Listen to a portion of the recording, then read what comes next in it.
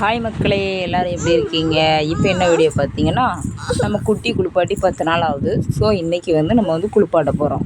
அதனால் குளிப்பாட்டுறதுக்கு இன்றைக்கி சீக்கிரமாகவே பற்றியாச்சு மக்களே. குட்டியை சீக்கிரமாகவே பற்றிட்டோம்.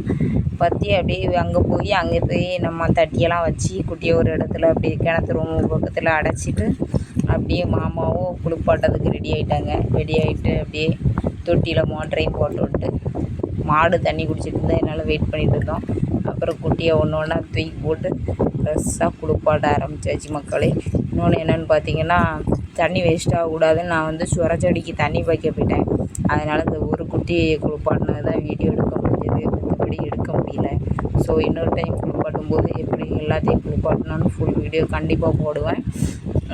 அப்புறம் மாமா ஒன்று ஒன்றா குளிப்பாட்டாங்க. குளிப்பாட்டதுக்கு ஒன்று எடுத்துகிட்டு வந்திருக்காங்களா, இந்த ஒன்றை நல்லா முக்கி இப்படி குளிப்பாட்டினா மக்களே நல்லா அழுக்கு போகும்.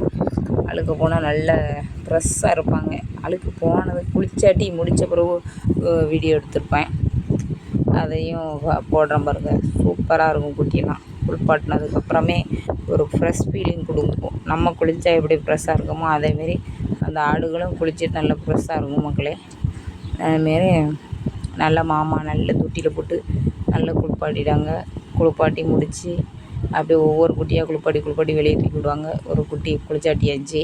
இதை மட்டும் தனியாக விட்டால் ரொம்ப கத்தும். அதனால் குட்டிக்கிட்ட கொண்டு விடுங்கன்னு தூக்கிட்டு போயிட்டாங்க.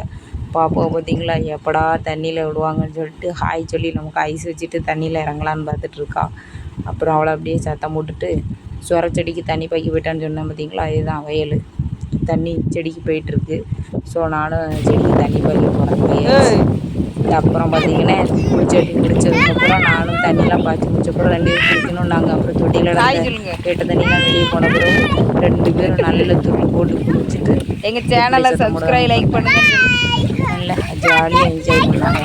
அப்புறம் பார்த்திங்கன்னா அப்படியே பாருங்க எப்படி அழகாக இருக்கா தோட்டம்.